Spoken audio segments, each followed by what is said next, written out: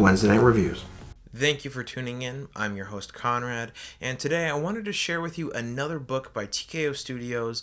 This one, The Seven Deadly Sins, written by Tze Chun, drawn by Artyom Trakhanov, and colored by Giulia Brusco. Now, Tze Chun, I'd never heard of before. After doing some research, I discovered he's a writer on Gotham and Once Upon a Time, both very famous TV shows. Artyom worked on Undertow and Turncoat. And finally, Giulia Brusco worked on the coloring for Django Unchained, which was the comic book adaptation which came out 1 year following the film by Quentin Tarantino. So this book was published by TKO Studios at the end of 2018 as their first release.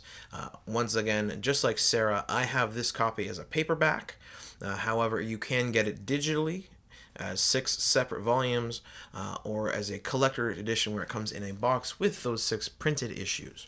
I just personally got it as a trade paperback because I find them quite neat and tidy. I didn't know what to expect when I first started reading this book. Obviously, I figured it would be a Western, just because on the cover you've got about 7 cowboys, 1 for each sin, and looks and feels like a Western just based on the colors being used, the type of image from the cover. And Seven Deadly Sins is just that. It is a classic Western, but it also has elements of movies such as Ocean's 11, where a ragtag group of individuals is put together to accomplish something. And now they might not like each other, they might not know each other, but they end up pulling through in the end. That's the type of story that goes on in this book, and for the most part, I absolutely love it. It's got very well flushed out characters, so most time when a book introduces multiple protagonists, 1 or 2 of them will be the main focus, and everyone else sort of falls to the wayside. Other comic book companies dodge this bullet by creating characters their own series. So for instance, all the Avengers have their own books, all of the Justice League have their own books, so that when you have Justice League show up in a book, all of the characters, you already know who they are. However, with this book, we get introduced to 7 protagonists, and we know nothing about them. And within these 6 issues, you get enough backstory on all 7 of them that they become very interesting and recognizable characters. I won't say lovable, I won't say hated, but definitely recognizable. And they become very, very distinct by the end of the 2nd issue, if not the 1st. So I do want to give a big kudos to Tze Chun and of course the creators on this book, because they do such a good job written but also drawn at making the characters extremely unique and separate from each other.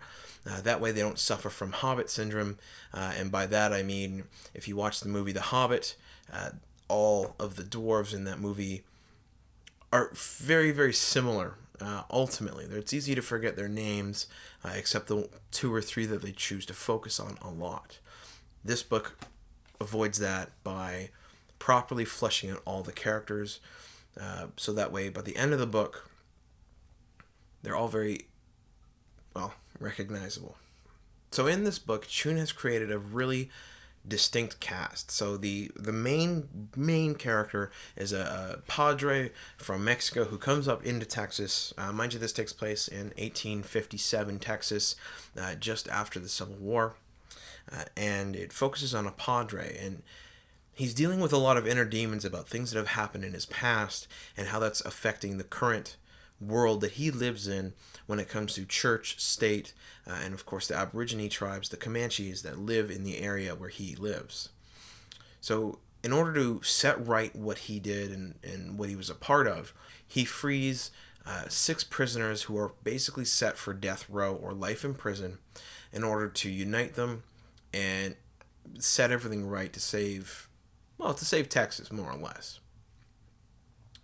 And as with the trope of these Westerns, but also these sort of ragtag groups that get put together, nobody likes anybody, and there's barely a reason for them to be there, except the Padre gives them a good reason in the amount of $10,000 each. Now, of course, $10,000 doesn't sound like that much. I mean, hey, it's nothing to laugh at nowadays. But back in 1857 Texas, It's a hell of a lot more than it is now. So each of them is now focused in on that money, and almost immediately, as is cliche, some people are already threatening, well, why don't I just kill everyone and take it? Of course, the padre's smart enough. He's left it somewhere, and when they're done, he'll hand it out. So throughout the book, we meet a huge cast of supporting characters. The antagonist, I'll call it, in the form of a preacher who's trying to bring God into Texas and into everyone in Texas, including the Aboriginal tribe, which is where a lot of this conflict has started, to do with the kidnapping and murdering of Aborigine people and the kidnapping of the children in order to put them through something similar to residential schools and re-educate them. And that's where the war starts. So this father, I'll call him, this Christian leader, comes in, and that's how the padre is introduced into the story, through following that Christian leader. And that Christian leader does have a lot of predominant power in the area when it comes to the law, because of the amount of money that he has through the church. Now, the other characters that we meet, such as the padre's daughter, she's a very fleshed out character as well. We barely see her. She's doesn't say a lot. Of course, she's a small girl. Within reference to the conflicts and everything that goes on, it's more focused on what the adults can do to save her and stop the fighting between the church and state and the Comanche tribes. Now, one thing that brushed me the wrong way, given how well written this book is and how beautiful it is, I am let down with the fact that the Comanches are portrayed in a painfully stereotypical way. Their leader is shown as wise and quick to act and seeking vengeance for what was done to him and his peoples, but they're apparently incapable of speaking English.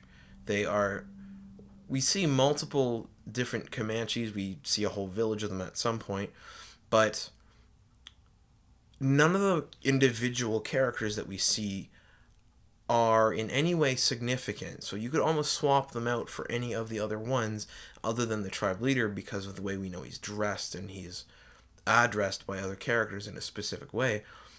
But it's almost as though they are shown just to be this monotonous mass of Comanche, which is horrible, because each of those individual characters could be flushed out, interesting, have their own drives, their own mentalities, and their own actions within this story to impact the story, especially given that they represent the main threat between church and state and the tribes. And the worst part is that the way in which the seven deadly sins are able to communicate with this tribe is through a white man who has found his way into the tribe and has taken on their customs and their language, but he's still like the white man who's allowing them to communicate.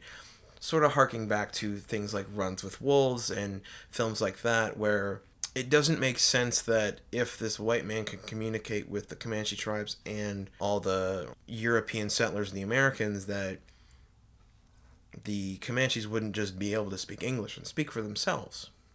So it's a really horrible stereotype that I felt greatly took away from the book. However, the book itself is solid. Like, Tze Chun's writing and his execution of this book and the events in the book as it pertains to the protagonists is perfect. It follows the archetype of a Western, where we are introduced to a gruff world, a frontier, and there's basically no law. There is law, but it's bribable. It's not anything to be feared but manipulated. The slew of other tropes that are within Westerns that exist in this book really blend well into the world, and the art style used in it is absolutely fantastic.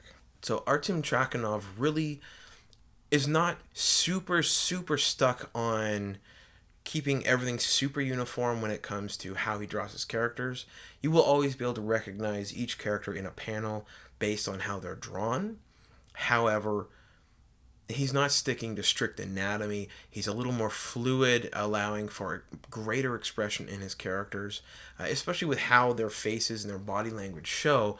There is, in fact, one of the characters, one of the protagonists, is this extremely obese white man who just constantly eats, and because of his size and how fat he is, they get to have a lot of fun with his shape. And when he interacts with the other characters, it's visually fun, but it plays into his character where he's not just fat and they insult him and stuff for being fat.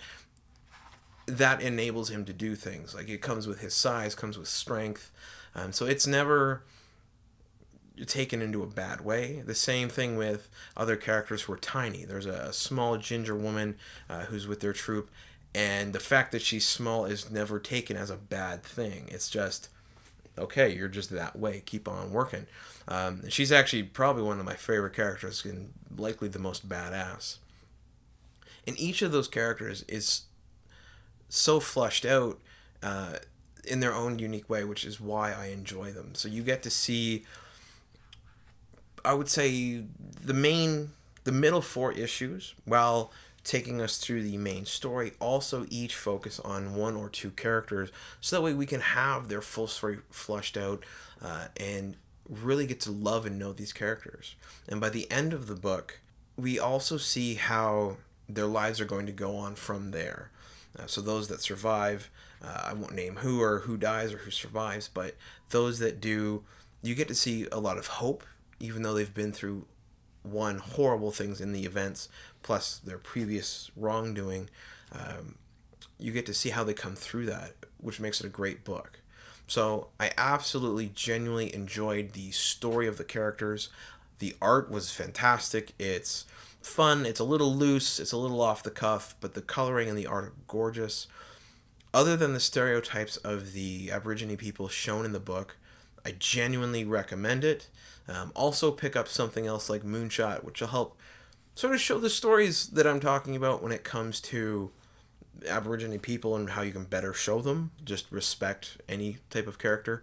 But absolutely feel free to pick up Seven Deadly Sins. Again, you can contact your local comic book store. They can order it from TKO Studios, or you can go direct to TKO and you'll be able to order it digitally. You can have it within seconds on your phone or your computer. You can also order it like I did as a trade paperback, or you can get it in a collected edition, which comes with 6 printed issues, and it's all very beautiful. So that's my review of Seven Deadly Sins.